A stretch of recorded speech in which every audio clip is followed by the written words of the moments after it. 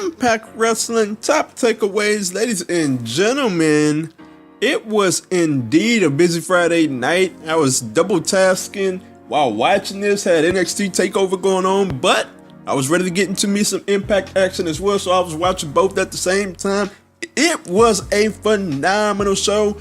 We were in Windsor, baby, and it's just something about Windsor that's just magic for Impact Wrestling. And it was no different Friday night. So I'm going to get right on into it. Feel free to hit that subscribe button, hit that notification bell to be notified of every video that I make, every Impact review that I make. Impact reviews every single week, or at least I try my best to get them out there every single week. So first takeaway is a hot opener. We had a 6-way X Division match. Petey Williams, he got the home pop period, versus Trey versus Idris Abraham versus Jay Chris versus Aiden Prince versus Ace Austin. This was a great match. Classic X Division match. Fast paced from the get-go throughout the entire match. I love the spot where all the guys ganged up on Ace Austin and hit him with super kicks. That was a cool spot. The Trey Miguel Tope, I'm still saying this in that last name. I struggled just to say Trey, but Trey Miguel's Tope, I loved it. Over the top rope. There was another cool spot in this match. Aiden Prince, the splash on Idris Abraham. He came down nearly on the guy's head. He pretty much came down on the guy's head. And that was dangerous, but it was a phenomenal spot. Also, the Tower of Doom spot, which turned into pretty much a triple suplex. That was a phenomenal spot as well. The match would end as Petey Williams would hit a super Canadian destroyer. He would pick up the victory over Jake Chris. This was a phenomenal match, man. I gotta give the X Division credit. They always come through like 10 out of 10 times. If you put the X Division in the opener, the crowd is gonna be into it. They're gonna deliver it. And look, this was no different at all. So moving on, my next takeaway is knockout drama. So Taya Valkyrie was getting interviewed and she talked about the loss to Jordynne Grace last week, and Taya Valkyrie talked about how she wasn't interested in giving Jordynne Grace another shot. This brought out Madison Rayne. Madison Rayne started to talk about how she wanted a shot. And then that brought out Jordynne Grace, and she was ticked off about Madison Rayne, and that led Taya Valkyrie to making a match. Jordynne Grace versus Madison Rayne for the number one contendership. Winner gets a shot at her at Rebellion. I like when the wrestlers make the matches. That's just me. I'm old school. So moving on, I'm going to go on to the next takeaway, and that was a really good tag match. That's my next takeaway. Really good tag match. OVE versus Willie Mack and Rich Swann. Look, these guys have phenomenal chemistry. OVE, whomever you throw in there, and apparently Madman Fulton, you can throw him in there now too, because whether it was Sami Callihan or the Chris brothers, they all have phenomenal chemistry with Willie Mack and Rich Swann. And now Madman Fulton, he is a different type of character, a different type of wrestler, but he has phenomenal chemistry with those guys too. As this was a really good tag match, it was a fast pace. Rich Swann, when he got the hot tag, he ran wild in this match.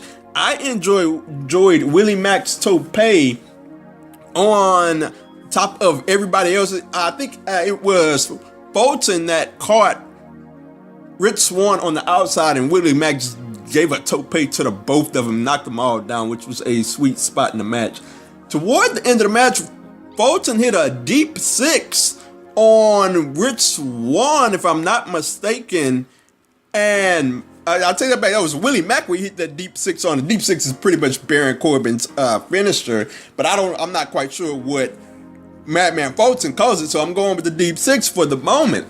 At the end of the match, Callihan would pick up the win with the power driver to Swann, and OVE would pick up the victory in pretty much Fulton's debut match. So after the match, went into the beatdown of Rich Swann and Willie Mack, but Tommy Dreamer came out. How does Tommy Dreamer keep finding himself in these situations? How does he keep getting these spots? That's what I want to know. But he made the save, and OVE back down. Pretty sure we'll see a three-way match of some kind with Tommy Dreamer involved. So moving on, my next takeaway is that the plan was revealed.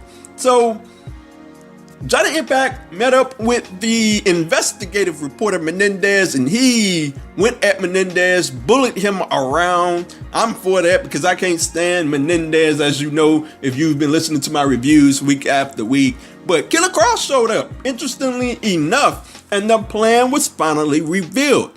He talked about how Johnny Impact promised him a title shot, and Johnny Impact said that he would give it to him, but Killer Kross said, you know what? I'm going to get it eventually, but eventually you will have to pay the toll. So I was a component of saying, look, Killer Kross and Johnny Impact, look, they just cannot have a partnership just out of nowhere. Something has to be going on here or nothing makes sense. Killer Kross is looking for his title shot. So I'm looking forward to that. Killer Kross will get his title shot, and it'll be interesting to see how it all plays out going forward. So moving on, my next takeaway is a hilarious Rascals scene. So we moved on to the Rascals, and we had the segment, and so Moose walks in. He snatches the sunglasses off of Trey's eyes to reveal a black eye. He had a woman with him. He was talking about how he wanted to remodel this place and how he was going to remodel this place and how they was going to have a huge party after he kicked the Wentz's behind next week. Zachary Wentz was like, nah, I ain't feeling that. So the moment of this segment was at the end. Moose walks off with Trey's glasses. And Trey says, my mama gave me them glasses. And I think it was Zachary Wentz said he gonna cry in the car. That was hilarious. It was Desmond Xavier said he was gonna cry in the car. We had a Friday reference on this edition of the Rascals 70 Show style promo. So that was hilarious in itself. I enjoyed this promo. So my next takeaway is that Rosemary Greaves. We had a pretty cool video package. We had a pretty cool segment with Rosemary. She was at the cemetery grieving Allie's death. She talked about how Kiera Hogan got involved and that messed everything up. James Mitchell got involved. That messed everything up because he got Sue Young involved in things.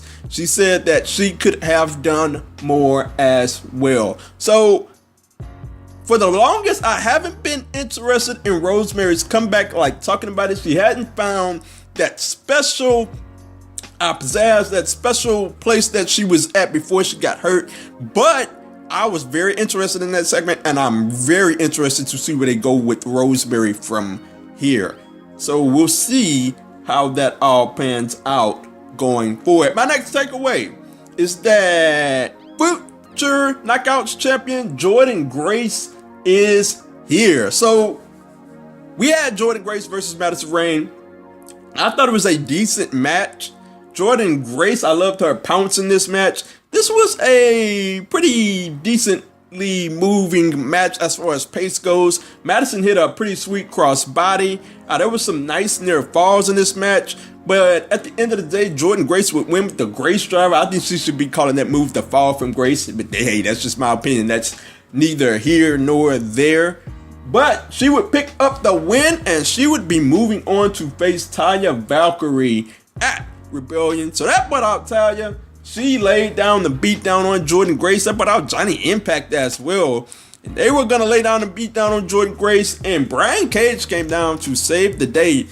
At least, I was getting ready to complain about all of this, but at least this is leading to a mixed tag match. I think it will be next week on Impact. So I will be interested in seeing how that all goes down. So My next takeaway is that Josh Alexander is legit. We got another really cool video package for Josh Alexander. Impact does a great job with their video packages. They made him look really legit. And to be honest, I'm excited for the guy. You know, we see them backstage with Ethan Page, and apparently they're gonna be a tag team. I wasn't really all that interested in Ethan Page before, but sticking him with a guy that looks very legit. Obviously, they've been a tag team before, so in Impact Wrestling, we'll see how this goes down. I'm interested in Ethan Page now that they've aligned him with Josh Alexander. I want to see what it's all about. So, job well done there, Impact. You got me interested in the guy that I have never seen in the ring before. We'll see how it all turns out. My next takeaway is that the Desi Hit Squad just doesn't do it for me. We had Rohit Raju versus Falaba in what was like a 1 minute or a 2 minute match, so not a whole lot to recap here.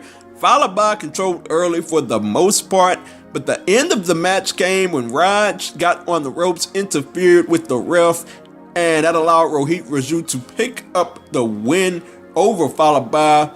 Rolled him up, got leverage on the ropes to gain the victory. So I thought that was the end of the segment, but Scarlett Bordeaux comes down, and not only does she come down, she comes down to a rousing ovation.